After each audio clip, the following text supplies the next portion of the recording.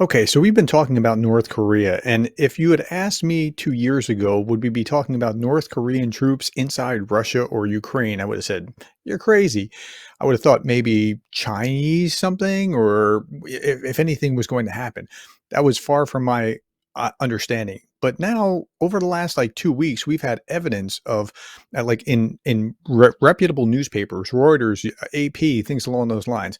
And Greg actually has a little inside baseball, and we want to see what he knows from Ukrainian troops and see how that stacks up against what we already know from authentic sourced material. So, Greg, thanks for joining me on short notice, and tell us what you know that we don't know, and let's see what we can make of it.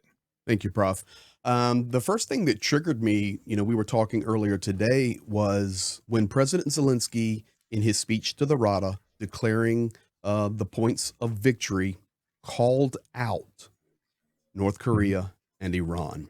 Of course, we know that Iranian shaheeds, and early in the war, we actually were thinking, okay, maybe Iranian troops will be coming. That didn't happen, but the supply. But now, North Korea, it is legitimate. There are North Korean troops inside Ukrainian sovereign territory. Many thoughts the first 2 to 3 weeks of this, when the rumors were happening, we know supply has been coming, was that it was groups there just to assist in the Mhm. firing of North Korean missiles. And that was the conjecture. The reality is now, and over the last 24 hours, to be honest, I received a couple of messages from military friends inside Ukraine who said, Greg, North Koreans are here. They are here, Mm. and this is what we're looking at. So I do have some information, and I want to make sure that we do our due diligence and our best to share.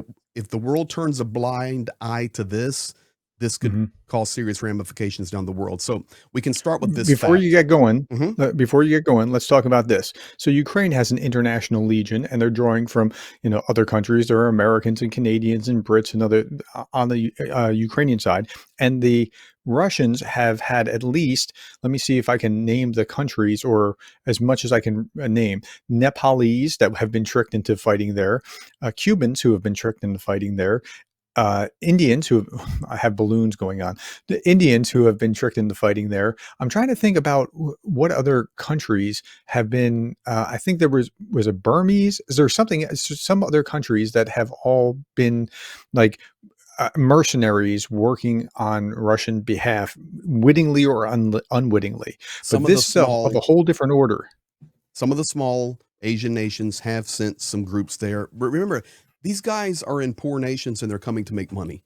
I can also Hmm. confirm there are multiple African nations that are in Hmm. relationship through Russian private military uh, groups, companies, corporations, such as the old Wagner.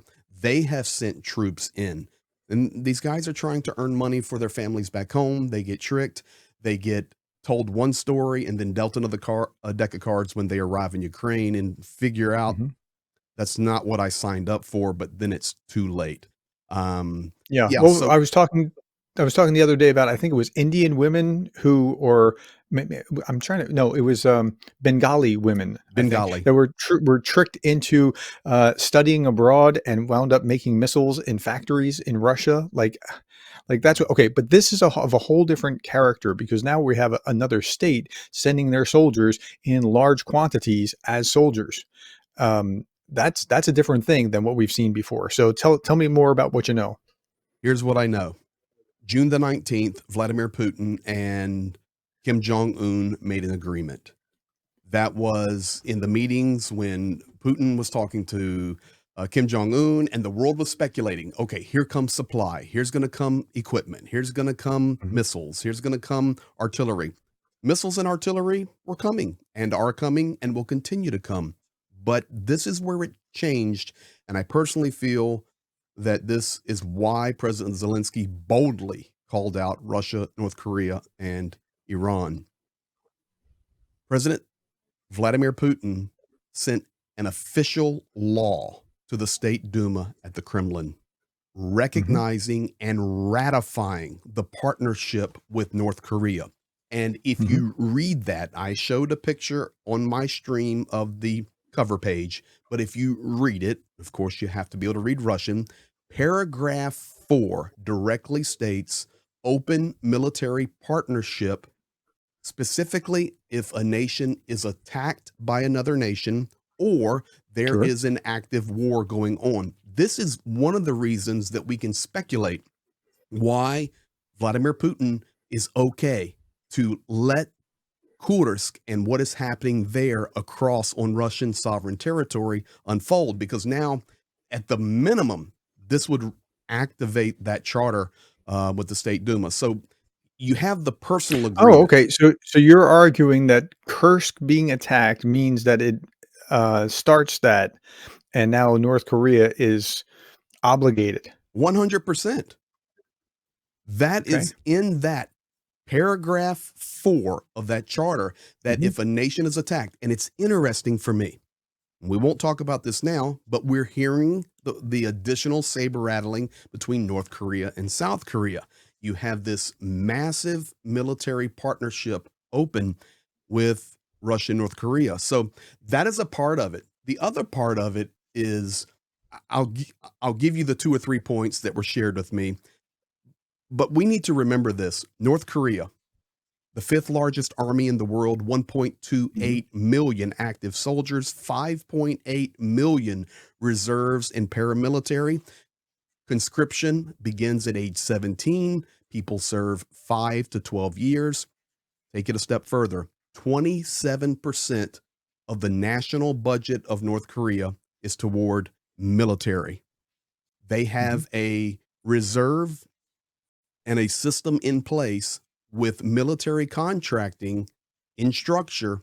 No private companies deal with military budget or military construction. So if they begin manufacturing, which they do, that continues to turn the coffers for Pyongyang and Kim Jong Un. 3,500 tanks, 560 light tanks, 2,500 armored personal or armored troop carriers, APCs, 21,000 artillery units, and 1,100 aircraft, making them one of the Mhm. largest air forces in the world. It's it's a machine, and that machine is partnered now officially on the books with Russia. And when you start putting those pieces together, it's we cannot ignore it. We cannot turn a blind eye toward it. So Well, when now we it's a 2 on 1 state, 2 states on 1 warfare, and I'm wondering what the rest of the world's gonna do other than yawn or do essentially what they've done before. "Oh, we're still giving our." I mean, it was not nothing that they're gonna make sure that they're providing 40 billion euros from, the meeting today. I mean, that's not nothing, but the this world's just not recognizing, like, this is really mission critical, that, like, a dynamic has just changed this week, and we're not paying attention to it, or the world is not paying attention to it. the guys I was talking to, this was their opening statement. Please do not turn a blind eye to this. Mhm. We really have to recognize the victory plan that has been so secret and so private. President Zelensky brought it to America, shared it with Joe Biden, but nobody really knew what it was. They were actually treating it as a state secret so it would not leak out, Mhm. not leak out. When he makes it public before the world at the RADA, UATV English translated into English, others did as well, so the world could see it, the world could hear it. It's laid out point blank, and he calls out on the same day, same speech, North Korea and Iran. We Mhm. have to pay attention to it. You're talking about a mass, and there are some reasons that we need to pay attention. Number one, this is what was shared with me. Russia struggles right now with engineering units. A lot of those units have been, Engineering everything. yes, sir, They're pretty terrible at this. I mean, Russia they is like are. Saudi Arabia in the sense that their whole thing is, "I can export oil and gas." But if they didn't have that going on, like, I'm not Captain Planet, but I almost wanna have, like, solar panels that work well everywhere because it would deprive Russia of all that not all, I mean, we still need some oil, but it wouldn't be nearly as lucrative as it is if we just had the energy from solar and wind and whatever else. So, that's all they have going on. They do. That is all. And militarily on the front, in these war zones of these four regions, and I include into it now Kursk and the borders up on Ukraine with Sumy and Kharkiv. Their engineering, meaning road development, transport of goods, building trenches, building fortifications, all of those things that go into engineering, pontoon bridges, getting across rivers, getting through bad terrain, everything an engineering Mhm. unit does. They're not good at it. And they have taken some hits with engineering units, which are specialists, because some of those units have been decimated due to Russia needing more cannon fodder at the front. So they have taken some of those engineering Yeah. units, and now they have incomplete engineering units on the back of that front supporting the Russian invasion and the Russian war against Ukraine. Let North alone Korea. decades of corruption. And let's also add decades of corruption. That's important as well. So they're backfilling, but I'm not sure how awesome the engineers from North Korea are going to be, or Well, how, you know, this is but what I was it's told. still not nothing, and that's No, important. well, this is what I was told, and by multiple sources in Ukraine, of Mhm. whom I trust. Not a guy sitting in his grandma's basement. Okay, literal high level military guys. They're good. They are Oh, really? good at engineering, and they have 22 engineering brigades. Yeah, that's Three, pretty terrible news. three or four are already allocated for the war against Ukraine, leaving them up to 18 units there in North Korea for South Korea or whatever else. 3 to 4 brigades. That point raises this. What about a language barrier? This is what the guys shared with me. Greg, there is no language barrier. Zero. Because if North Korea, even if they just send one, exactly, even if they Mhm. just send one engineering brigade, we're talking about a massive unit of horsepower for one brigade. He says, Mhm. Greg, all they need to do is receive their commands. You are going to build Mhm. the fortification on these 7 kilometers. You are going to build 2 pontoon bridges there. They do not need to be speaking in Russian with Russian soldiers. Right. They're there for a task, and that task can be assigned, and they can go at it wide open. So we have a potential 3 to 4 brigades. Next, he says, Greg, artillery. We already know that Russia has an advantage in artillery. The West is trying to backfill Ukraine to support them and doing the very best we can. The autumn 2024, very difficult, of course. Election season, everybody trying to figure out their own pathway to help Ukraine. While that is Mhm. happening, North Korea has 30 artillery brigades. 21 are barrel artillery. 9 are MLRS system specific artillery brigades. They specialize in 170 Soviet 1978 mobile howitzer systems. He says, disregard it's 1978. They work and they're big Mhm. and they're good. He says, additionally, they had the 160 millimeter, they had the 120 millimeter, and they have the 82 millimeter. Those are more standard. 3 to 4 brigades could appear Yeah. inside Ukraine. We're looking at the So potential of so 3 to 4 I'm engineering, 3 to 4 thinking artillery. yesterday I was talking about, when I start with the casualty rates, and then I start with, Andrew Perpetua's list and things along those lines, just to be consistent. And there was something from the Ukraine Ministry of Defense that about how many 14,000 artillery pieces or something like that was off the battlefield, and it turned out to be like 18 brigades or something. Mhm. I could be off on the 14 and 18. I could have switched or something like that, but that's if there was in the teens of how many artillery brigades total would have been wiped off from the beginning of the war, another 3 is not a good sign. That's gonna do a lot of damage, and however many more they backfill with, this is uncomfortable to hear that this much help is coming from North Korea in this way. This is why, even last night on my live stream, I think you were in there, and there were a few thoughts in the chat that triggered me when we began to speak about Turkey. And when Mhm. we were talking about Turkey and NATO and Ukraine with the invitation and hopefully the acceptance into NATO as a part of the victory plan that Zelensky is proposing, which is necessary for Ukraine to win. I completely agree with that. Turkey becomes a stumbling block. But at the same time, it makes us realize that there are many more players and actions in play here. We're very close to a global war. We're very Oh, close to a yeah. global war. Yeah, this mishandled, this can easily turn into a World War III kinda scenario, and that's I saw that right from the start where I'm just like, "Hey, we gotta focus on this, we gotta pay attention," and I it's like we're not paying attention, and we think the way to avoid the war is to ignore it rather than to confront it and be done with it quickly. It's We're back very to the frustrating to statement, see. we cannot turn a blind eye to this because, okay, well, we don't want North Korea sending in 3 or 4 engineering brigades. We do not want them sending in 3 or 4 artillery brigades. So what do? We crank up the heat at South Korea. Well, guys, that's already boiling. Or we allow China and Taiwan to unfold more. It's already boiling. Well, Mm, to get Turkey distracted, we need to allow the Middle East to kind of boil some more. It's already boiling. We're just we're like one domino away from having actions that could trigger yeah, other actions. And if we do see 3 to 4 artillery and 3 to 4 engineering, and the caveat here is they're already there.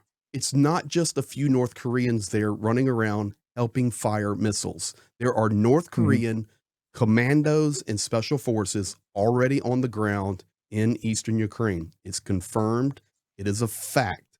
So if we turn a blind eye to this, we can wake up and have a different world literally tomorrow. And yeah, we would do so such a numbers, disservice.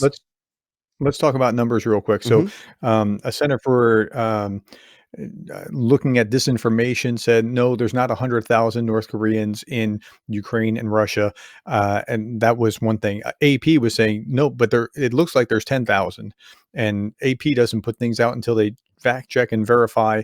And I'm pretty sure it was AP or Reuters, one of those.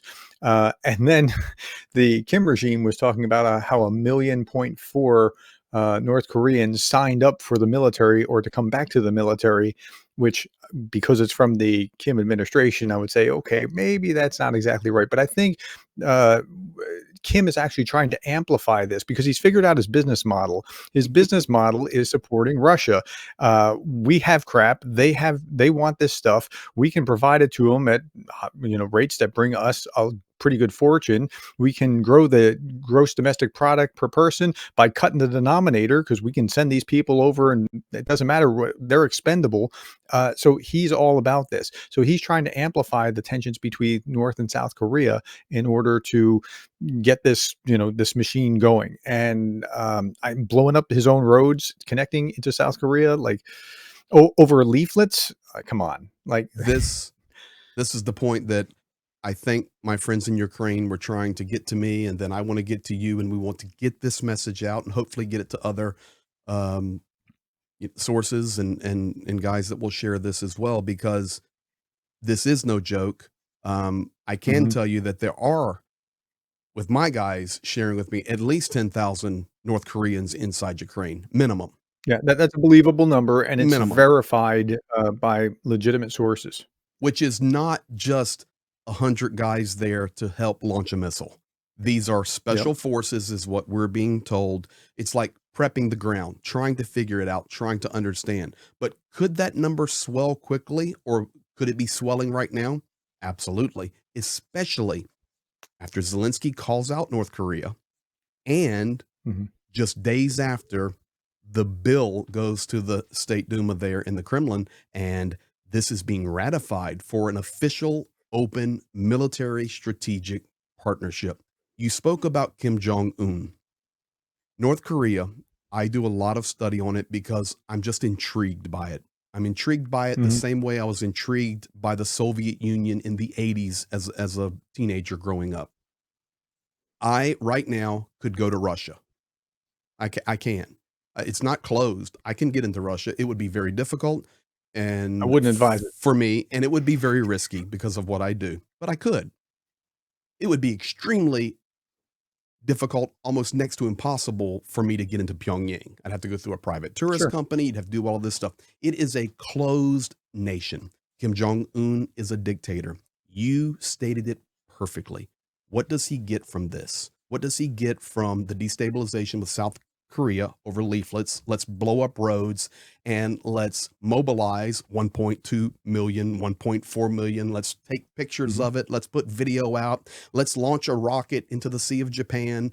What does he gain from this? Two things. He gains his face on the television. That's number one. Mhm. These guys love Kim Jong un, Vladimir Putin, love their face on the television. But number And two, when and you most say that importantly, mhm, hold on. When you say that, you're not just talking about his face on the television in North Korea, which it already is. He's getting international stature, which he otherwise couldn't acquire, and that's what's really he's an I mean, I think the egoist. business model is primary, but that's certainly a icing on the cake for him. Man, he is worshiped as a deity. His father and his grandfather before him as a deity. This is the way they view it. Secondly, money. It's it. Mhm.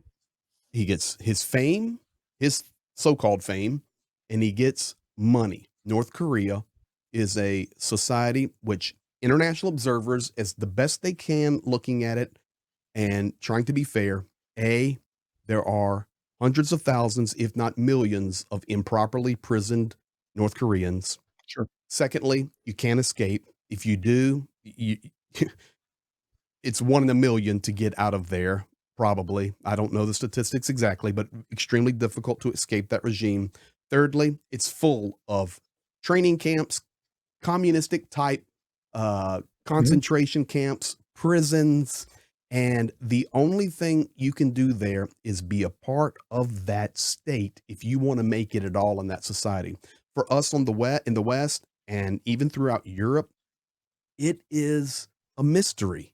What is happening inside Pyongyang? What is happening inside North Korea?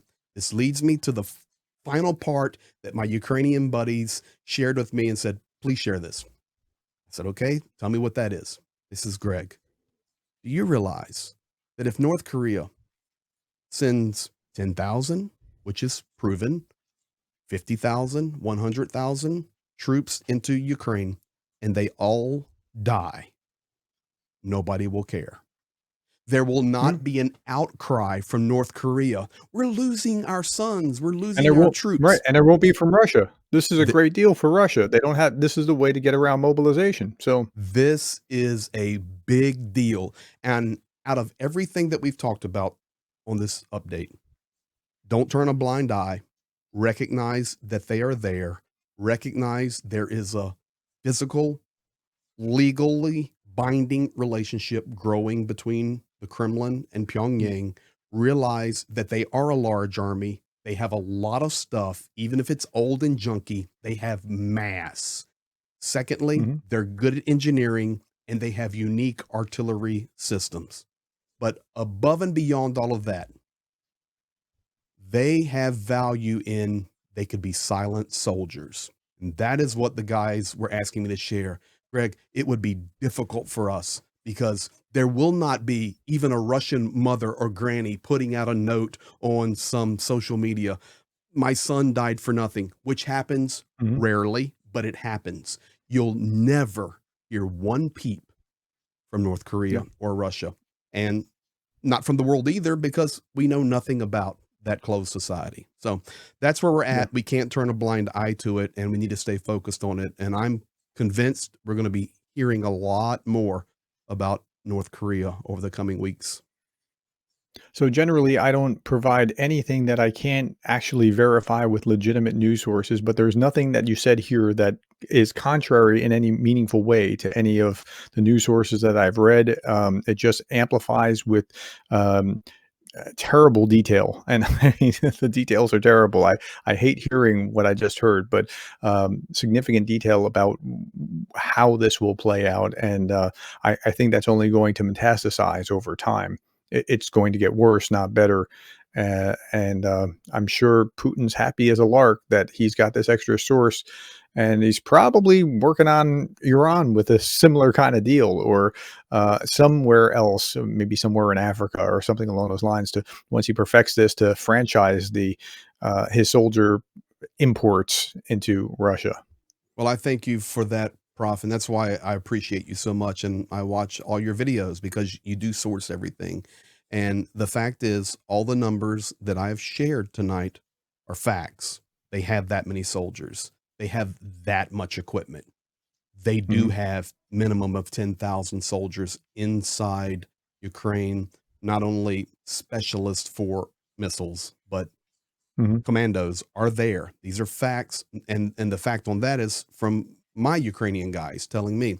But then we move to the understanding of those numbers, and that's what we talked about. It's not speculation. This is the expectation, and it's what we're Hmm. trying to educate and encourage the world not to turn a blind eye to, nor have their head in the sand, because there is big possibility. We're looking at multiple engineering units and multiple artillery units inside Ukraine, and the West would have to jump up big time if that happened.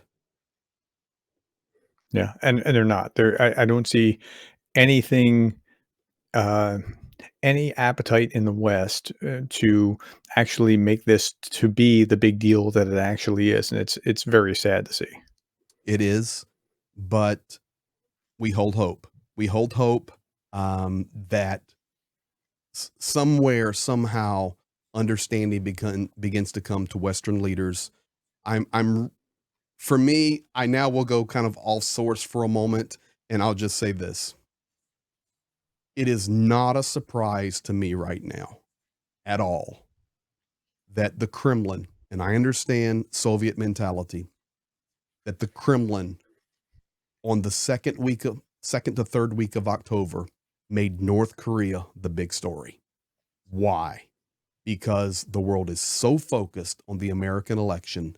The world is so focused on understanding Zelensky's victory plan, trying to figure out how we can help the best we can. But the reality is, the world is watching the United States. And at that Mhm. moment, Vladimir Putin says, oh, by the way,